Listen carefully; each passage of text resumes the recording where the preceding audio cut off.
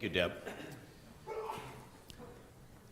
To set the stage for today's message, I need to start with a premise, an understanding. And the premise is this, that while we can learn a great deal in the classroom, real education takes place when we get out into the field. Now, the classroom and the field are metaphors, and we'll talk about those a little later. But the idea is that you can only learn so much inside the classroom. And when you take your learning and go outside and begin to apply it, and begin to live it, that is when you really, truly begin your education. A couple of examples of this before we get into the message this morning from my own experience about what it means to get out of the classroom and into the field. Give you just three quick examples. One is I've always had a great love of history, and ever since I was just a real little kid, I've loved stories about the Old West. And one particular event that's always kind of captured my imagination was the Battle of Little Bighorn, sometimes referred to as Custer's Last Stand. You know the story of George Armstrong Custer and his defeat by the Indians, Crazy Horse, and I've just been fascinated by that story. I suppose by some movies that I saw as a kid, which weren't anywhere as close to being accurate, but as I got interested in trying to find out the real story, I began to read books about the Battle of Little Bighorn and watch TV documentaries about the Battle of Little Bighorn, and it all helped to educate me as far as what really happened on June 25th, 1876. But then it was just a few years ago that I finally took a trip and went out to the Little Bighorn, visited the battlefield. We took the mandatory, I don't know mandatory, but you take the bus trip with the narrator, and you get the whole story. And then we took the car and we walked out the fields and just spent a whole day absorbing the atmosphere of the actual place where it happened. And that's when the whole story really came alive for me. And now when I read about it or I see documentaries and television, I can picture it. I can picture where the various different events of that day took place. I can see it in my mind because I've been there. Sometimes we have to get out of the classroom to visit the field in order to get a real sense of what we've been learning in the classroom. Another example is this past week, after having put it off for a while, we finally got new cell phones. You know, the old flip ones are out now, and we've got one that, has got all the gadgets on it, I guess, and I don't know what all. And Beth kind of gave us some instructions and did a few things on there, but basically we had to get the little book out and start reading about it. But you can only read so much, and then at some point you have to start doing it. You have to start playing around with the phone. And I even find in my own life that if I don't do it on a regular basis, after a few days, I forget, now how did you get into the texting? Which I haven't even found yet, but anyway, someday I'll get to that point, and then if I don't do it on a consistent basis, I'm going to go, now how did you do that? I can't quite remember. You got to practice it. You got to get out and do it. And people will tell you that when you get a new computer. Well, just play around with it, Don't be afraid. Just, and us old folks, we're so afraid of touching anything, but you just have to do it. You have to get out there. So the other thing I've learned is that, in the classroom, it's fine to learn things in the mind, but you have to get out and start experiencing. Doing it, putting it into practice before it becomes real to you. And the other thing that I found is that I think we all have comfort zones.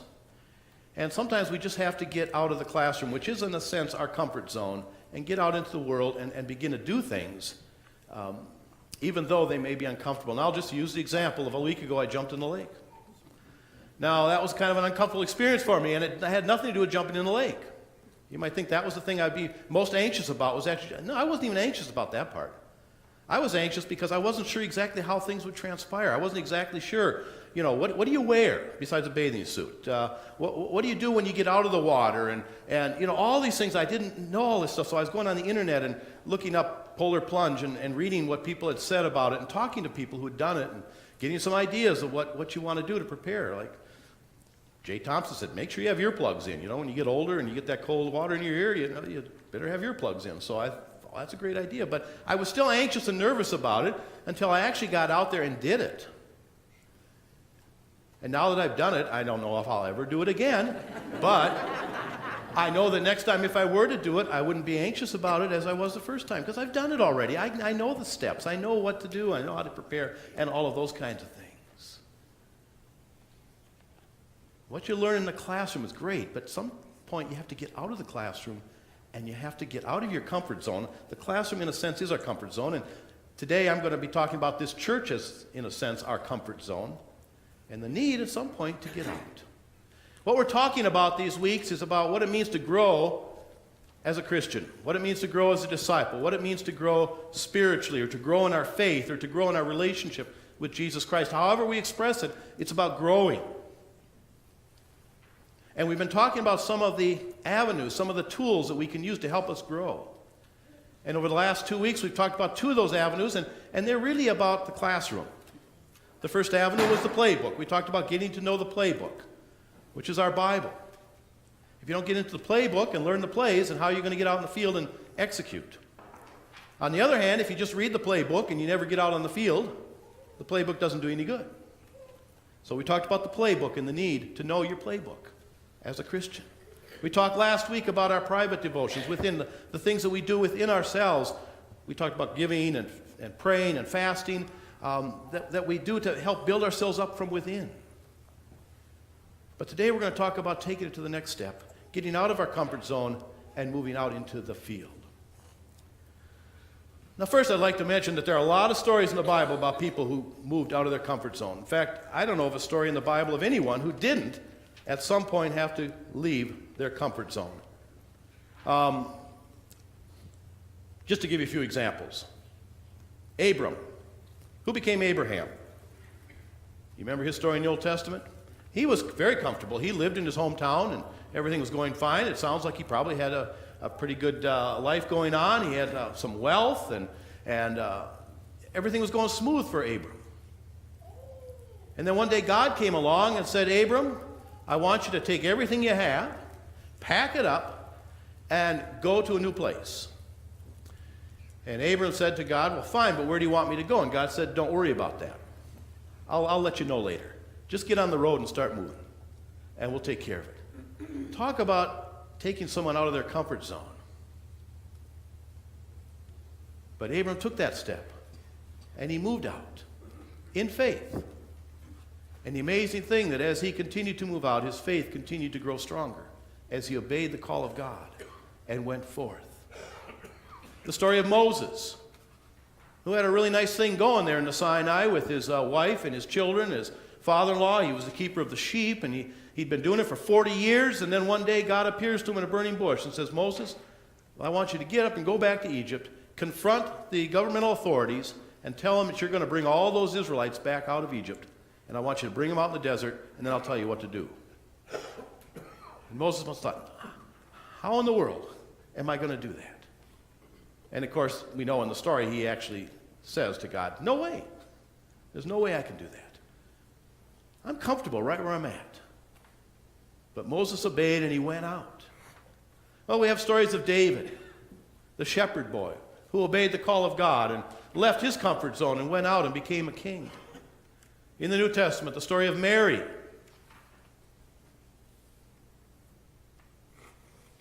Talk about leaving a comfort zone. Being an unwed pregnant woman at the time the story of Mary takes place was not a popular thing. God was asking her to do a tremendous thing. She left her comfort zone. Peter, who only knew fishing all his life. That's what he knew. That was his classroom. He knew how to fish. He knew all about fishing.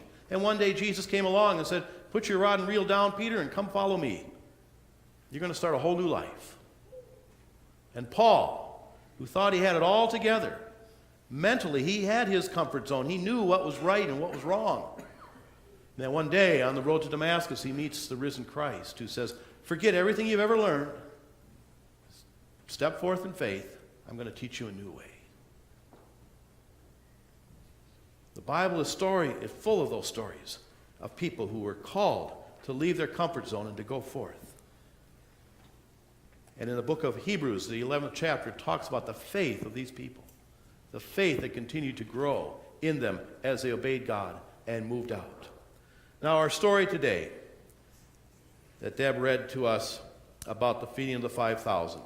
Let's take a look at that right now. The key verse is there, you give them something. You give them something. Here's what happens. There's 6 steps in this story. Now, first of all, we have the disciples.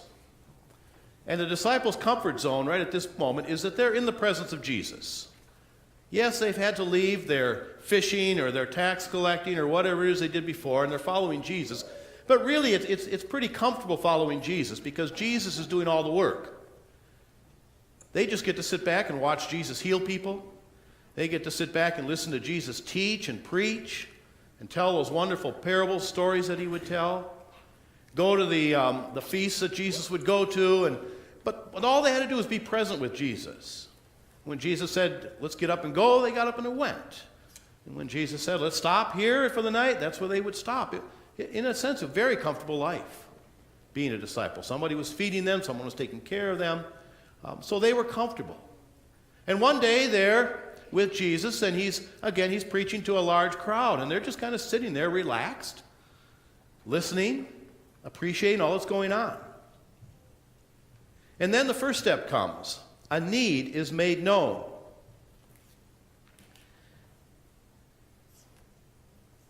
The disciples come to Jesus, and they say to him, this is a deserted place, and the hour is now late. Send the crowds away so that they may go into the villages and buy food for themselves. So the disciples go to Jesus. And they say, Jesus, you need to do something here. We're kind of relaxing in our comfort zone and enjoying everything, but there's a concern here, and you need to take care of it. So step 1 is the need is made known. Step 2 is then they go to Jesus. And as I said, they're expecting him to do something about it. Step 3. Jesus said to them, they need not go away. You give them something to eat. Someone put it this way. Might have been William Barclay, I'm not sure.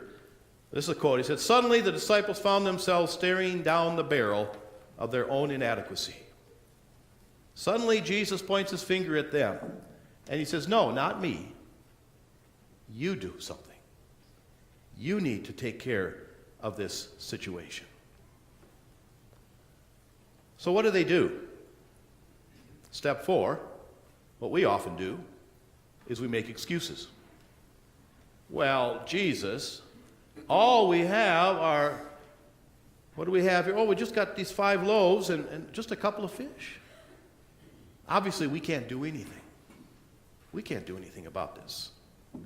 So they make excuses. Step 5, Jesus says, bring them here to me. Bring what you have. Bring what little you do have. Bring it to me and let's see what we can do with it. Step 6, in faith, they obey.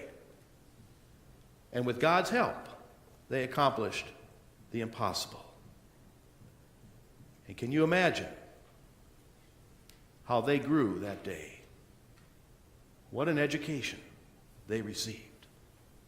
But they had to step out of their comfort zone. Jesus said, you do something.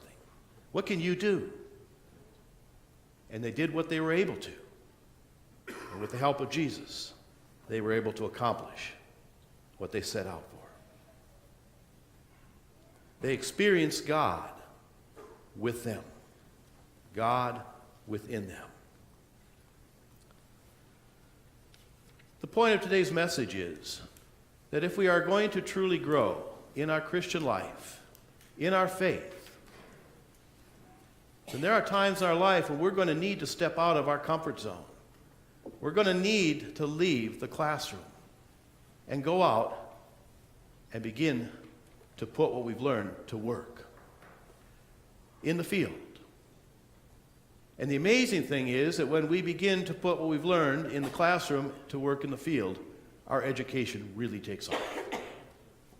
That's when we really begin to grow. It's great that we come into the classroom. It's great that we read the playbook and get acquainted with the playbook. It's great that we spend time in private devotion. It's great that we come into the sanctuary for a time of worship. These are all good things The classroom is not a bad thing. But there comes a time we need to step out of the classroom and go. Begin to put what we've learned to work and begin and continue our education as Christians. Now, how does this look in a practical way?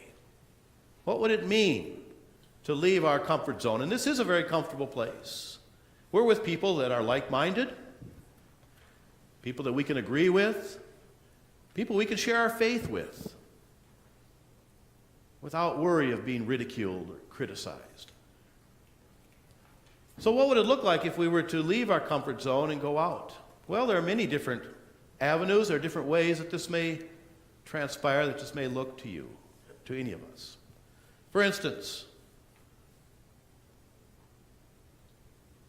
I see a program on television about about a soup kitchen or a homeless shelter in St. Cloud, and I think to myself, maybe I should go up there and help out.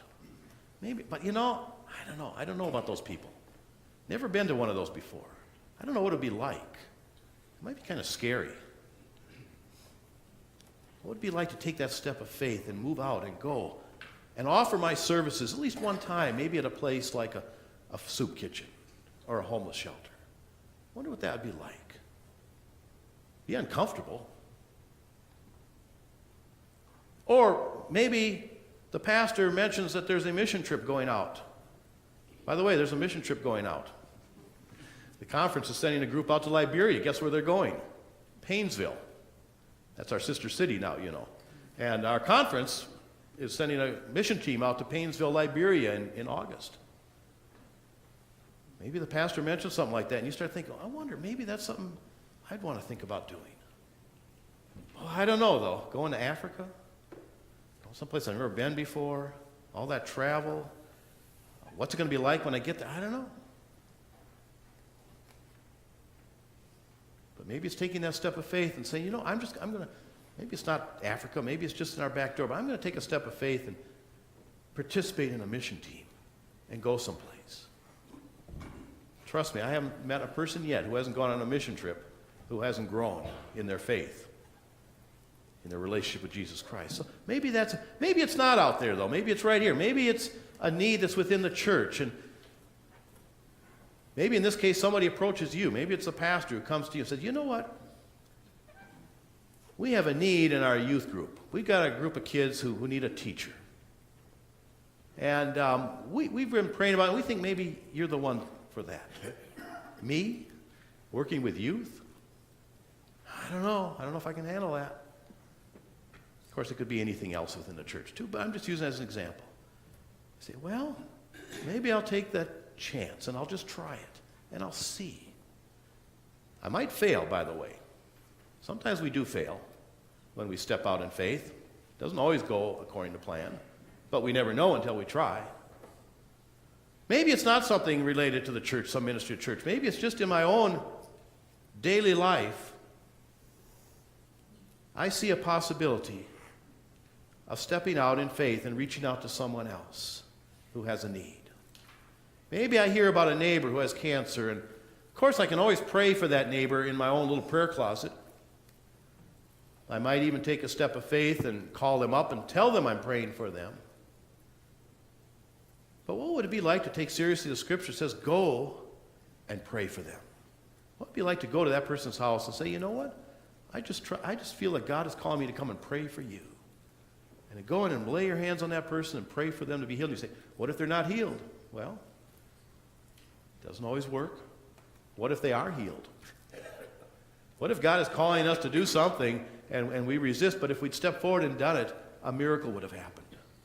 What would that have done to our faith? What would that have done to another person's faith?